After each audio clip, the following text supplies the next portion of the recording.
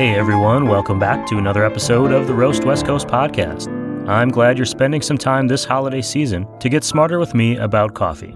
Every Friday during season 1 of this show, Chris O'Brien, founder, operator, proprietor, and the pretty face behind Coffee Cycle in Pacific Beach, San Diego, has been educating us on the ins and outs of coffee, hopefully helping us make the best cup of coffee we can at home, and allowing us to appreciate the moments in our mornings devoted to imbibing this delicious drink. Chris is the coffee maven I've chosen to turn my coffee education over to. And this week we're breaking down the differences between coffee drink styles, like cappuccino versus latte, and we even dig into the controversial coffee drink, the flat white. This episode is dropping only a few days before New Year's. I, for one, have been looking forward to turning the page on 2020. If you need help putting together your New Year's list of resolutions, I can help you with the top 2.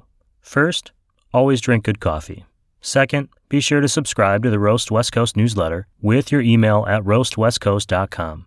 There you can get show updates, recaps, and a lot more coffee content, including links to Coffee Cycle and promos and discounts at coffee roasteries. We've had several signups in the last few weeks, and I've been excited to welcome them into the Roast family. Plus, if you sign up for a paid subscription, we've been using those proceeds to provide great coffee to some of the frontline healthcare workers in San Diego County. And this week we expanded that by making a donation to help provide aid for hospitality workers who have just been hammered by the continued yo-yoing the pandemic has put them and their employers in the hospitality industry into this year. Head to roastwestcoast.com to subscribe. There is a great offer going on through the last few days of 2020 for a full year of the Roast West Coast newsletter and a copy of my book, Eli and Jane, which has some pretty great coffee shop scenes. If you sign up, look for a message from me to set up shipping of the book and some roast coffee swag. And now, it's time to get coffee smarter. And pour another cup of coffee. Welcome, everyone, to the Roast West Coast podcast. This is the part where we try to get a little bit smarter about coffee with our coffee expert, Chris O'Brien from Coffee Cycle. Hello. Hey, Chris. His shop is down there in Pacific Beach, and you should all check it out or go online to coffee-cycle.com. Chris, this week I want to ask you about coffee drinks. I think it can be confusing when you go and you look at a coffee shop menu and there's cappuccinos, lattes, mocha latte, chinos, whatever. It's like I'm talking to my mom right now. What's the difference between like your regular cup of coffee and one of these fancier drinks? And then break it down even further for us. Like, what's the difference between a cappuccino and a latte? Sure. Yeah. I mean, this is, I really meant it when it's like I'm talking to my mom. She still has no idea what the difference is, no matter how much I try. So maybe she'll listen to this and maybe I'll actually get it home for once. But yeah, so most people. Hello to Chris's mom. Hi, Mom.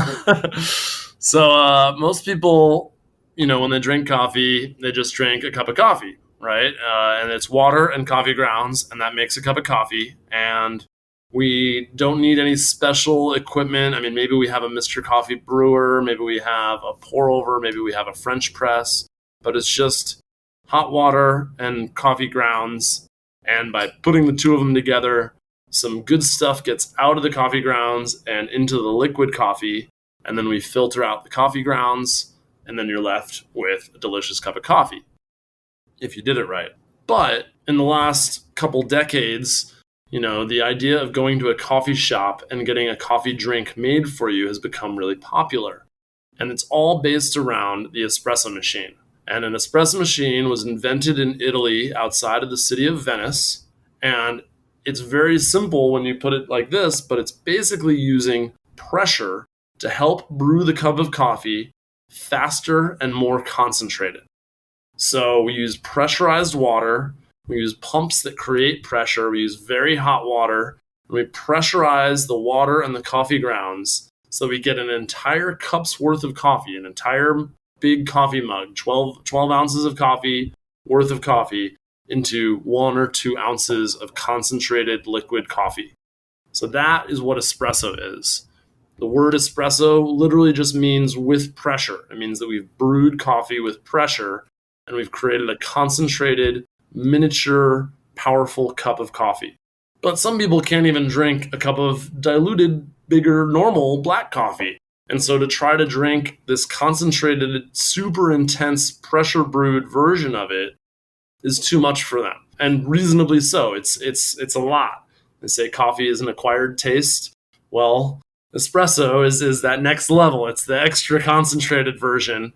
And so it can be a lot to try to ingest for someone who's not used to it. And so the method of preparation using the espresso machine also has a way of warming milk in a way that makes it extra tasty by injecting air and steam into the milk. And a lot of people now use milk alternatives like almond milk or oat milk or things like that. But you use the steam from the pressurized water that we have in the espresso machine, and you steam the milk. You use the steam to warm it up and inject air into it. And that makes it fluffy and sweet. And it goes really well when you add that sweetened, fluffed milk to the concentrated brewed espresso. So that is the basis for all coffee shop drinks, is this concentrated coffee in espresso and sometimes a steamed sweet milk that we're adding to it.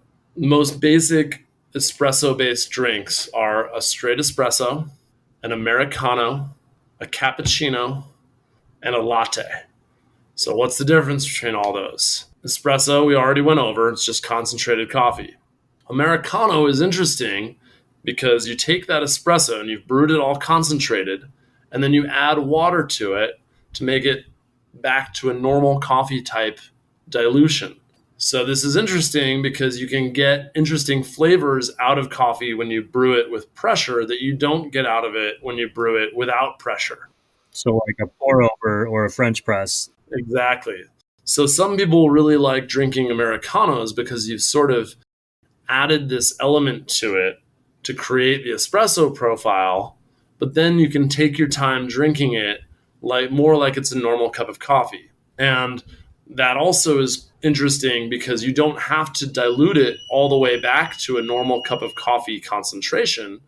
You can actually do it anywhere between the fully concentrated espresso and that normal cup of coffee. So you can really customize it to how you like your Americano. Now, the next one we mentioned was cappuccino. When you're steaming your milk, you can choose how much air to inject into it and how much foam and froth and fluffiness you can create from it. That's like a real skill that is difficult. When he's talking about steaming the milk, I've done this. You know, you're literally taking like a wand and sticking it into a glass or a cup of milk, usually like a little tin container, and you're forcing that air and that heat and that steam into it. And to try to whip it into the right consistency is something that takes practice. Yeah, and that's why, a lot of people will have a favorite barista or a favorite shop, because the nuances of training someone to do it just right, or just how you like it, or just how it's meant to be done by the espresso gods in Milan, this all really impacts the flavor of the beverage and how you drink it. Some shops, when they do training, they don't even let the baristas that are training use words like foam.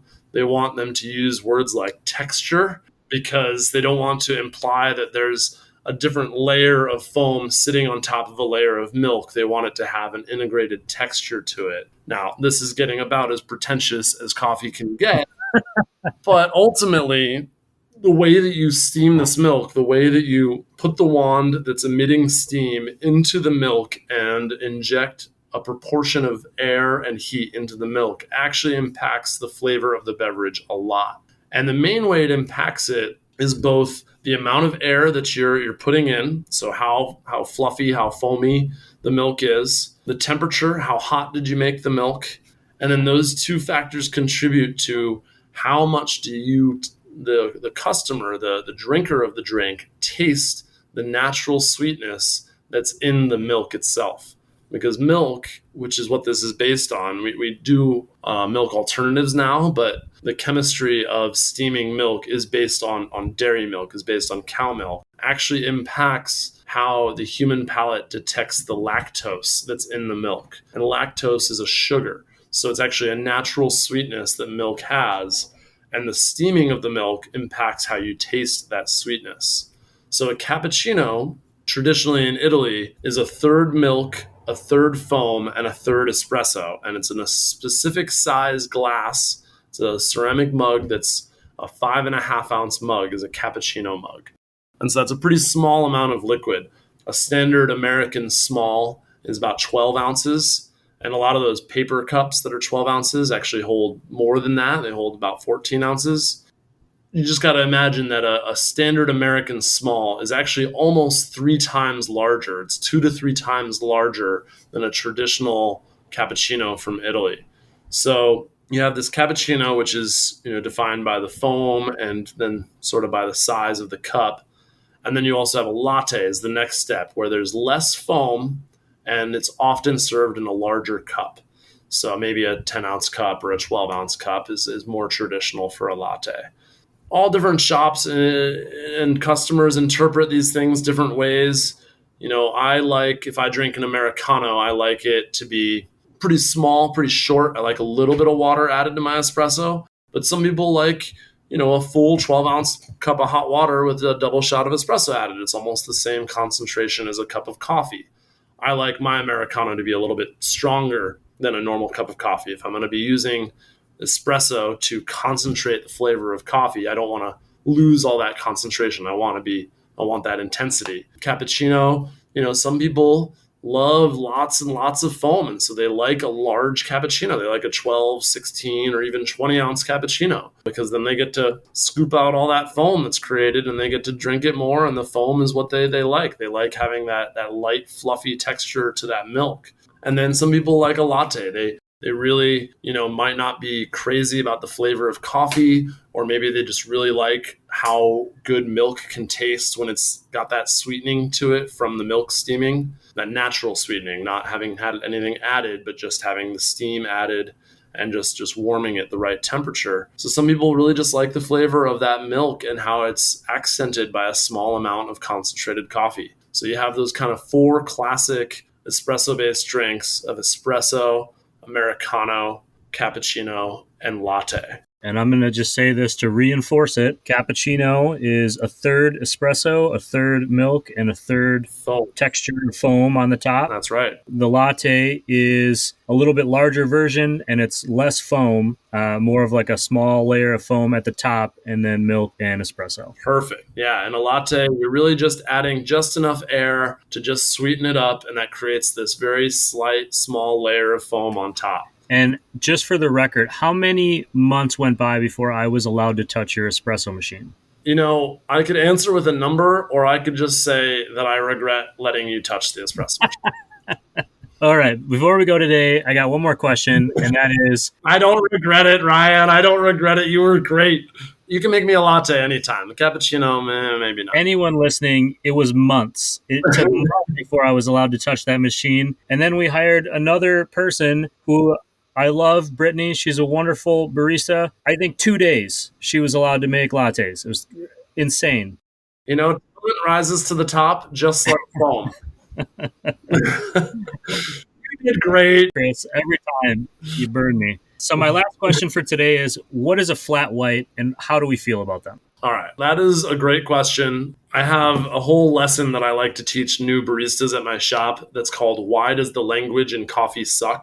And the super condensed version is that if you order a small cappuccino in Italy, a small cappuccino in the United States, and a small cappuccino in Australia, you get 3 totally different drinks. In Italy, like we said, we get a 5.5 ounce, third. In the US, you get a drink that's 2.5 times that size and is therefore just totally tasting different. And a lot of the time it's got this stiff shaving cream type foam sitting on top, and it's probably my least favorite of the 3. And then in Australia, for whatever reason, they've decided to start putting cocoa powder on top of their cappuccinos. And if you order a cappuccino anywhere in Australia and likely New Zealand, you'll probably get cocoa powder on the top, which severely changes how the drink tastes. Well, it's very cool that all our different countries' cultures have influenced our coffee drinking this way, and that have changed how we perceive coffee and what we order in different coffee shops. Australia and New Zealand have an awesome coffee culture down there. They really respect and appreciate coffee farmers and what it takes to get a really good cup of coffee. Hey everyone, my apologies for this interruption. While we were recording, Chris and I got interrupted, had a little bit of a wireless issue. I'm sure you can all relate to that at least a little bit, as we've all had to transition part of our life online this year due to COVID. I'm sure you've heard of it. Anyways, I'm going to connect you back up with the show here. I'll give you a quick recap of what Chris was talking about and then let him take over once again. We had a little bit of technical difficulty, but Chris, you were telling me about flat whites, and we talked a little bit about how the language of coffee sucks and how ordering a cappuccino in America or Italy or Australia, you're going to get 3 different things.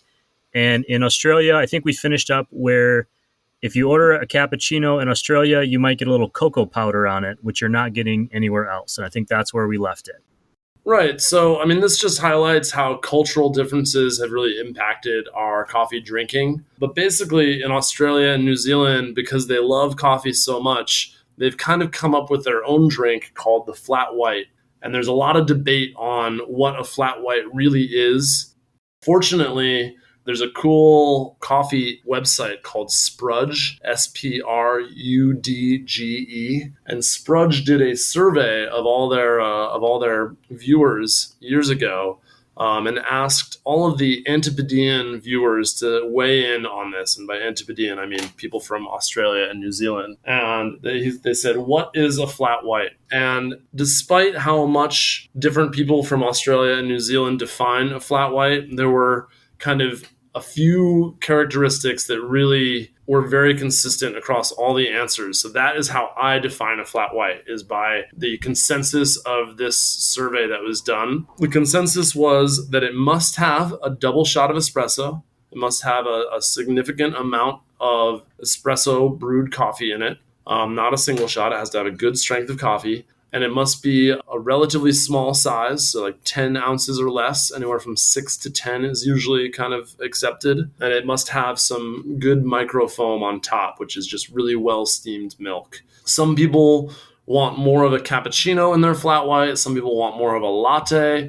But generally, if you've made good foam on top, not too much of it, not a super dry cappuccino that's all light, airy foam, but just a little bit on top, anywhere between a latte and a cappuccino is usually okay. And you have a good, strong flavor of coffee from that double shot. Most Australians and New Zealanders will be pretty happy with that as a flat white. Other than that, every shop down there might do it a little bit differently. There's certainly no Antipodean board of coffee that is regulating what exactly defines a flat white. So if you just follow those characteristics, double espresso, smaller cup, good microfoam on top, that's going to be a flat white that most Australians and New Zealanders are going to be happy drinking. Very interesting. Antipodean. I don't think I've ever heard that term. I believe antipodes means opposite side of the globe. Oh, interesting. So Antipodean would mean opposite side of the globe. So for most of us Westerners, Americans and Europeans, Antipodean would refer to Australia and New Zealand. So I'm not just getting coffee smarter today, I'm getting life smarter today. You're welcome. Thank you for that, Chris. I always appreciate your time and for coming on the show. We only have one more week of getting coffee smarter together. So I'm looking forward to that. And let's put all of our energies together into sending good vibes so that next week we have the best show of the year. As I'm saying that out loud, we should send those vibes back in time because we should have done the best show on the first show so that people would keep listening to get to the last show. This is going to turn into a whole thing. But either way, I'm glad you were here this week, and I'll see you next week. All right. We'll see you soon, Ryan. Thank you.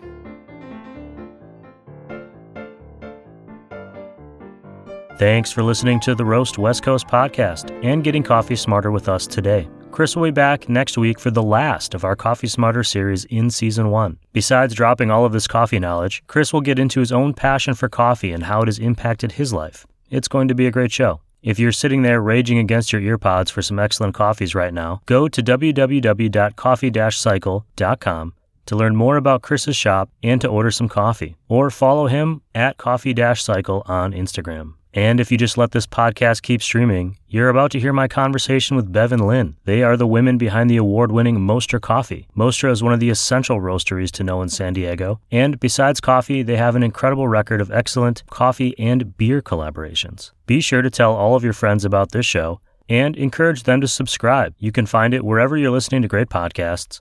including Apple, Spotify, Amazon Music, YouTube, and basically everywhere that you can listen to a great podcast. Just search for Roast West Coast. And while you're there, please consider rating and reviewing this show. It really helps a new program like this one get found. You can also follow at One Wild Life Co. on Facebook, Instagram, and Twitter for roast updates.